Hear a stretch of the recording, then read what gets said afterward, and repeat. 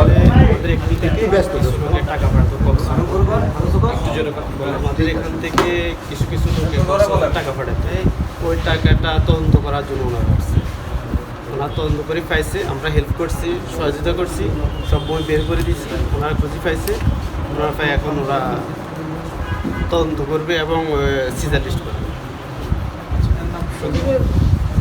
যে লেনদেন করছেন যে সিসিটিভি ফুটেজ পাওয়া যাচ্ছে না, তাহলে আসলে সিসিটিভি ক্যামেরা লাগানোর পরে ফুটেজ পাওয়া যাচ্ছে না। আসলে সমস্যা হচ্ছে কি, টাকা যখন বেশি অ্যামাউন্ট হয় তখন এখানগুলো অসম্ভব হয়ে যায়। তো এখন আমি আমার ওখানে বাসায় বসে গণি, তারপর এখানে নিয়ে আসি।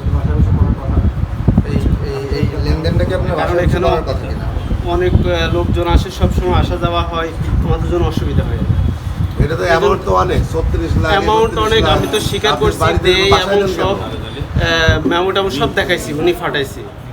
হ্যাঁ, ওই লোকের নাম ওনারা শনাক্ত করছে, আমি সব দিয়ে দিছি ওনাকে, যে কী পরিমাণ টাকা পাঠাইছে, কত পরে সব আমি দিয়ে দিছি ওনাদেরকে। তার নাম, তার মোবাইল নাম্বার, যে পাবে তার নাম, মোবাইল নাম্বার, মোবাইলের সাথে এনআইডি কার্ড লাগে না, এনআইডি কার্ড নেওয়া হয় নাই। নেওয়া হয় না। রুলস আছে, আমাদের রাখা হয় নাই, কারণ সবসময় লেনদেন করে, এই জন্য ওনার মোবাইলটা ওনার, কারণ মোবাইল চার্জ দিলে তো এখন